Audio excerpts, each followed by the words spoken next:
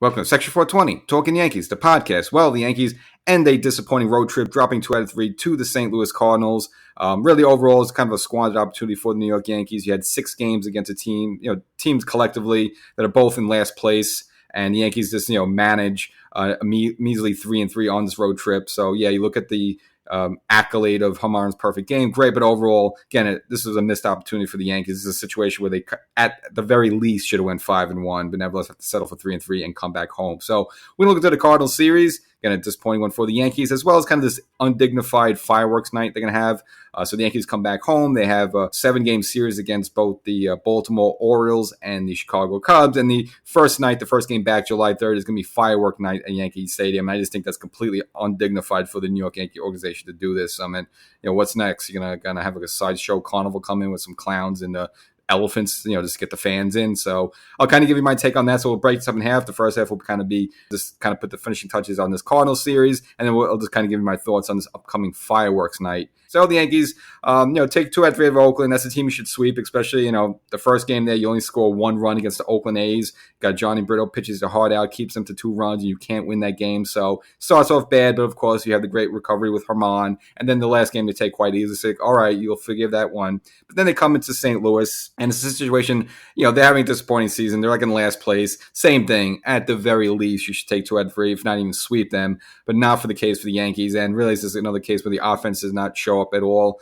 I mean, at least the Yankees gave you some offense in the final 2 games against Oakland. This was a situation where the Yankees, all right, they were good in the nightcap of the doubleheader there, but the first and last game, the offense really just didn't show up for them, and eventually St. Louis broke through. Now, the first game didn't happen at all. It was a rain out, so moved it to a 2 o'clock and 7 o'clock day-night doubleheader there. And in the first game, the Yankees just absolutely got their doors blown off. Luis Severino, completely horrible, got touched up for 5 runs in the 4th inning there. Really started off by a Paul Goldschmidt 3-run home run, and really Severino just got absolutely killed in this game. Last time we saw Severino, he was absolutely brilliant, blanking the Texas Ranger team, which is probably a better hitting team than this. But Severino just completely shellacked in this game, and then they just kept adding on. They brought Severino to start the 5th, just try to get some length out of him, and then he let a couple of runners on, and then Mike Cook, who was the quote-unquote 27th man for this day-night doubleheader game, put on the roster there. He doesn't do much better. Gives up a couple more runs there that were ultimately charged to Severino. Again, Severino charged with 7 runs in this game. And again, the Yankees really had no chance. They just kept adding on. In the 9th inning, Jake Bauers hit just a cosmetic home run there, but the Yankees dropped this first game 11-4. Got to absolutely smoke. Never really in it. Whatever, you figure, okay, it's the first game, no big deal. You take that. Okay, fine. But the nightcap, at least the Yankees rebound a little bit now. They went to the bullpen by committee for this one. They were going to use Cole originally for the second game, and then the third game was probably going to be a bullpen game, or maybe they were going to call up somebody. But since the Friday game got canceled, the plans got pushed back a little bit. They decided to go by a bullpen by committee for the nightcap, and then push Cole for the matchup against Jordan Montgomery, which had been kind of sexy just because it's former Yankee Montgomery versus the Yankee ace Cole. So hey, as a fan on either side, you're kind of looking forward to that one. Now, first I do got to mention though, not only was the Yankees facing Montgomery, but this is the first time actually Beta back in St. Louis, and the fans did the right thing. They did acknowledge him, give him a standing ovation. Again, he was with the team for quite a while, again, kind of a bit of a fan favorite. So, again, good job there by the St. Louis fans. But as the nightcap itself, you'll say it was a good game. Mainly, I think the biggest hit was probably by Volpe, hitting a triple early on, which scored kind of Falefa. And not only just scored kind of Falefa, but put himself in scoring position where DJ LeMahieu was able to knock him in with an RBI. And it was a game where the Yankees were up 4-2 late, and they were able to tack on a couple more runs there in the 9th inning to pad themselves a 6-2 lead. And I mentioned before, this was a bullpen game. So Ian Hamilton back from the IL. He was the opener for this one, and the Yankees just kind of went the whole way. Michael King took them across the 5th inning line there, so with the lead. So he get the win, and then used Clay Holmes to close it out there. So, we kind of got a little everybody, a little Peralta, a little Holmes, a little Tommy Kahnle there. So, and again, the Yankee bullpen has kind of been their strength overall so far this season, and they used it the whole way in this game. Was at least able to, at the point, split the doubleheader there, split the series at the point 1-1, which then brings you to the third game where you're licking your chops. You want to kind of get at former Yankee Montgomery. Not that there's any hatred on either side there, but because you don't want to obviously trade someone away and have them beat you. But of course, that wasn't the case.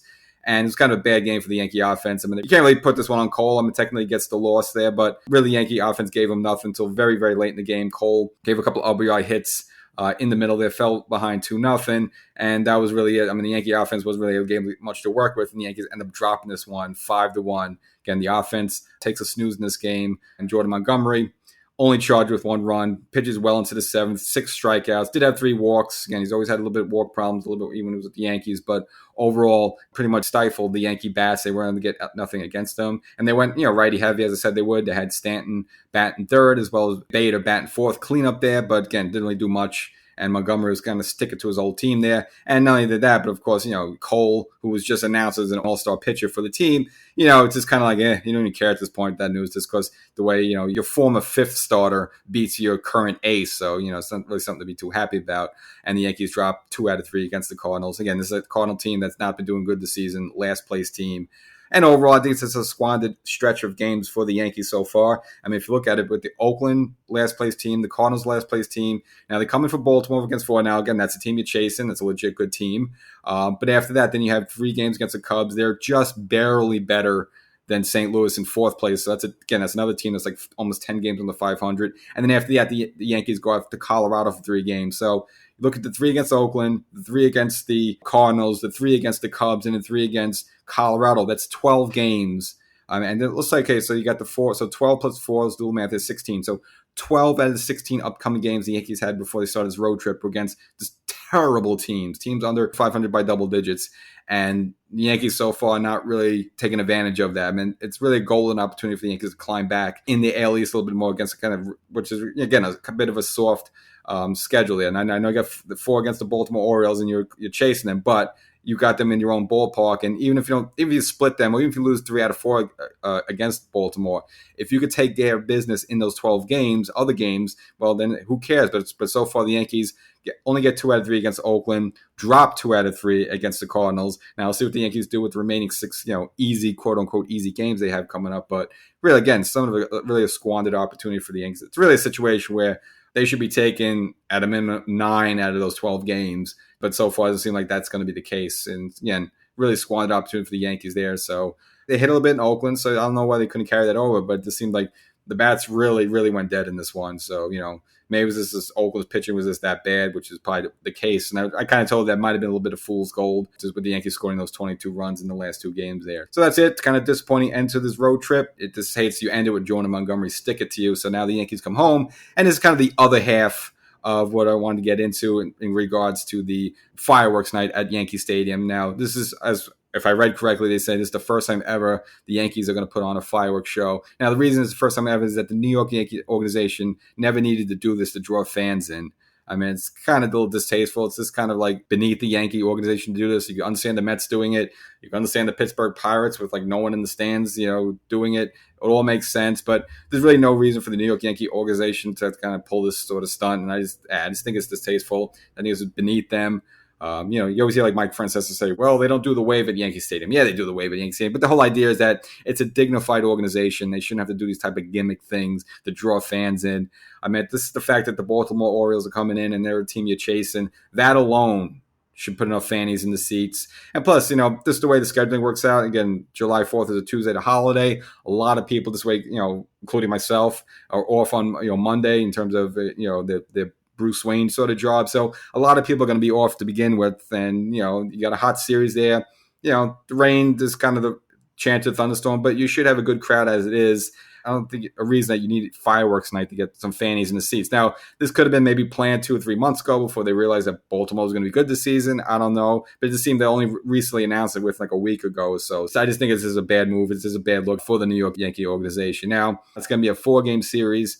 Gives the Yankee opportunity to at least, climb up to about 4 games behind the Orioles and 9.5 back in the AL East there. And Orioles so far early in the season seems like they've been getting the better of the Yankees, so it'll be good for the Yankees maybe if they just got to stick it back to them. Now, of course, they're going to be without Judge. We all know that, but still enough good hitters in this lineup where the Yankees should make this interesting. So we'll see how that goes. So that's the episode. Disappointing road series. Okay, congratulations again for Herman for getting the perfect game. Of course, his next start will be during the Baltimore series, so I'm sure the home faithful will give him a good standing ovation there, which he should, and he'll probably get destroyed. Give up 10 runs in the first inning. That's the way it goes. So we'll catch you next time.